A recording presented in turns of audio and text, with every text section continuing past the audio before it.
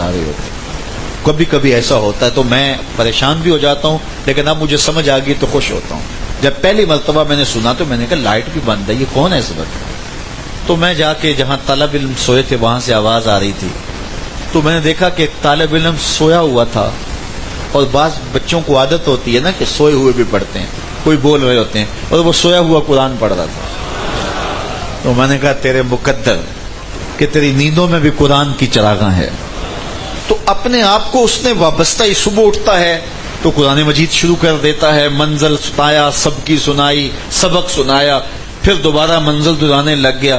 تو صبح وہ جو ہے وہ تہجد کے وقت طلبہ اٹھتے ہیں تو رات عشاء کے بعد 10 بجے تک تھوڑے تھوڑے وقفے ہوتے ہیں درمیان میں، باقی قرآن ہی پڑھتے رہتے ہیں. اب سویا تو پھر بھی قرآن پڑھ رہا ہے. تو جیسے دن گزرے گا تو ایسے ہی راتیں گزریں گی، پھر خواب بھی ایسے ہوں گے، خیال بھی ایسے ہوں گے. تو میں کہتا ہوں وہ خوش نصیب نہیں ہے جس نے خانہ پوری ہی ایسی کر لی کہ جس کسی خانے کے اندر قرآن رکھا تھا، کسی میں حدیث رکھی تھی، کسی فراغت کے لمحوں میں صالحین کی صحبت رکھی تھی، کسی میں جو ہے وہ اچھائی کی مجلس رکھی تھی، کسی گوشے میں درود رکھا تھا، کسی گوشے میں سلام رکھا تھا، کہیں حضور کی نعت خوانی تھی. تو بتاؤ وہ کتنے خوش نصیب ہیں جو اپنے معاملات کو اس طرح پر کر لیتے ہیں کہ شیطان کے لیے کوئی جگہ ہی نہیں بچتی. وہ کہتا ہے اس گھر کے اندر تو خالی ساری جگہ جو ہیں وہ ذکر و درود سے بھری ہوئی ہیں، تو میں کہاں اس کو بہلاؤں. تو امام شافعی فرماتے ہیں کہ اس بات نے بڑا نفع دیا کہ اپنے آپ کو نیکی میں مشغول کر دو تاکہ نفس تمہیں برائی میں مشغول نہ کر سکے. تو یہ ہے اہل ایمان کی تیسری صفت. دوسری صفت اہل ایمان کی اور فلاح پانے والوں کی تیسری کہ وہ لغویات سے بچتے ہیں. چوتھی صفت والذین هم للزکاۃ فاعلون، اور وہ ہمیشہ زکوٰۃ ادا کر کے اپنی جان و مال کو پاک کرتے رہتے ہیں. زکوٰۃ تزکیہ سے ہے، یہ زکوٰۃ سے ستھرائی ہوتی ہے مال کی، مال پاکیزہ ہوتا ہے. دولت کی محبت بھی سینے سے کم ہوتی. اقبال نے کہا تھا حب دولت تلف می سازت زکوٰۃ، زکوٰۃ حب دولت کو کم کر دیتی ہے. چونکہ حب دولت جب جم جائے دل میں تو اتنا نقصان کوئی چیز نہیں کرتی جتنی حب دولت کرتی ہے. جو ہے فرمایا کہ حب المال راس و کل خطیہ، جتنے بھی ہمارے گناہ ہیں ان سب کی جڑ مال کی محبت ہے. تو مال کی محبت، فرمایا کہ ہر امت کا کوئی فتنہ ہوتا ہے اور میری امت کا فتنہ مال ہے. جب مال سے ایسے جڑ جائیں گے، ایسی محبت پیدا ہو جائے گی کہ جہاں ضرورت ہے خرچ کرنے کی وہیں بھی خرچ نہیں کریں گے تو پھر وہ محبت ان کے اندر کو اجاڑ دے گی.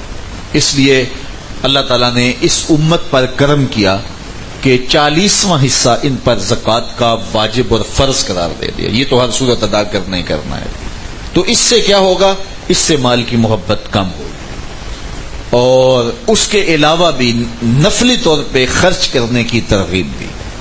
ایک زمانہ تھا جب حضور سے پوچھا گیا یسألونک ماذا ينفقون قل العفو، اے محبوب فرما دیجئے جب یہ پوچھتے ہیں کہ ہم مال خرچ کیا کریں تو کہا جو ضرورت سے زیادہ ہے سب خرچ کر دو.